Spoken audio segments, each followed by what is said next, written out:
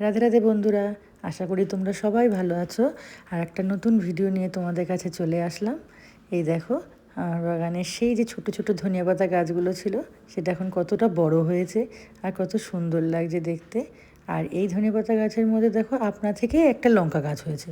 এই লঙ্কা গাছটা এখন ছোট আছে তো, তাই একে এখন সরাচ্ছি না, আর একটু বড় হোক, তারপরে এখানে অন্য জায়গাতে আমি লাগিয়ে দেবো। আর দেখো এর পাশে এখানে সেই সর্ষে শাক ছিল, সর্ষে শাক শেষ হয়ে যাওয়ার পরে এখানে আবার আমি ধনেপাতার বীজ ফেলেছি। সেখান থেকে দেখো ছোট ছোট গাছ উঠেছে, এখন বড় হওয়ার অপেক্ষায় আছি। আর এই দেখো লঙ্কা গাছের এই টবটার মধ্যে এই একটা ধনেপাতা গাছ আপনা থেকেই হয়েছে, হ্যাঁ একাই রাজা হয়ে রয়েছে এখন ওখানে বসে। আর এই ধনেপাতা গাছগুলো কত সুন্দর লাগছে সবুজ। আর এই জিনিসটার থেকে আমি এটা লাগিয়েছি অক্টোবর মাসে, কিন্তু একে আমি নেব হচ্ছে এপ্রিল মাস পর্যন্ত। আমি এই ধনেপাতা গাছের ধনেপাতা ব্যবহার করব। আর এই দেখো সেই যে পালং শাকে হারভেস্টিং করেছিলাম পালং শাক, তারপরে আবার নতুন করে দেখো পাতাগুলো বড় বড় হয়ে গেছে, হারভেস্টিং করার মতো তৈরি হয়ে যাচ্ছে, দেখেছো? আর এর মাঝখানে মাঝখানে আবার ছোটো ছোটো লাল শাকও হয়েছে, আপনা থেকেই হয়েছে ওগুলো। ওগুলোর বীজ আগে ফেলেছিলাম, এখনও দেখি হচ্ছে।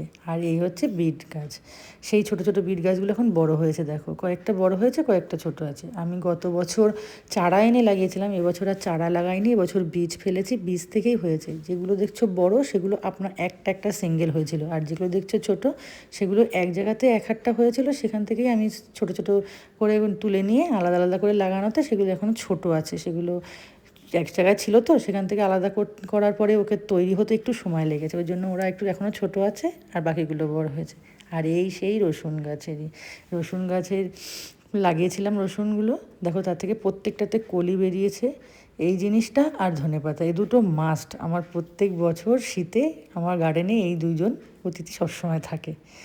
আর এই হচ্ছে পুঁই শাক, সেই তোমাদের সঙ্গে শেয়ার করেছিলাম পুঁই গাছটা।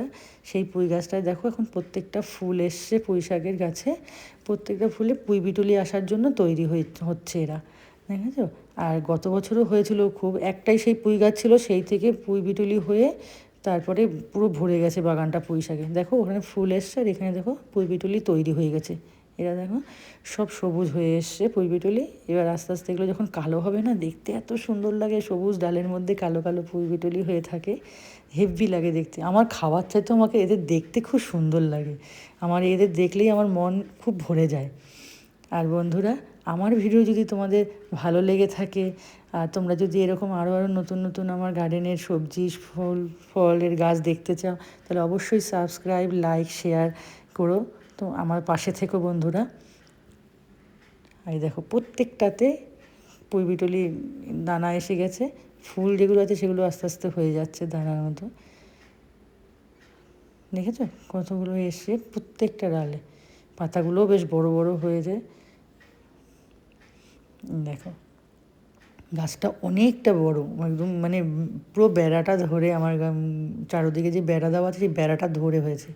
আর এটা সেই লঙ্কা গাছ, এই গাছটা ছাতেই হয়েছে, খুব বেশি রৌদ্র কিন্তু এই গাছটায় পড়েনি, কিন্তু এই গাছটার এই সরু সরু লঙ্কাগুলো এত ঝাল তা বলার মতো না। ছোটো ছোটোই দেখো সরু সরু লঙ্কাগুলো, আর গাছটা কিন্তু অত সেই ঝাপড়া মতো সেও না, ওই ছোটো ছোটোই আছে।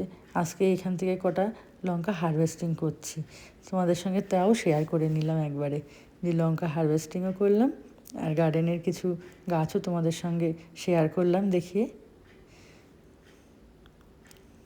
দেখো। আর তোমরা জানিও কিন্তু আমার ভিডিও কেমন লাগে বন্ধুরা। আজকে কটা লঙ্কা হারভেস্টিং করলাম। টাটা বন্ধু।